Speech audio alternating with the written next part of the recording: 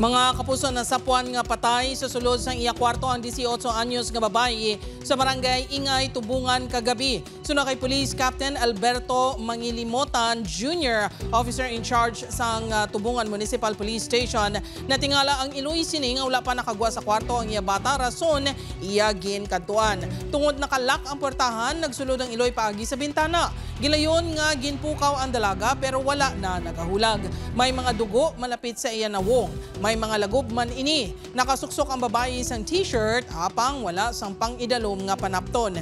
Ginpadalman pa sa karon sang kapulisan ang posibilidad sang foul play, ilabi na nga kumbinsido ang pila ka mga himata sini nga ginpatay ang dalaga. Buwas na talana nga ipaidalom ini sa autopsy. Niaragin man sir nga nakita ito nga pilas pero dugong ito sir nga pinagsa sa tubay. Araman ng utod na siya man makahambal gani nga way hindi pilas. Hindi tama ka conclude nga may foul play unless kung ano ang mga resulta ba sir sa ato nga autopsy.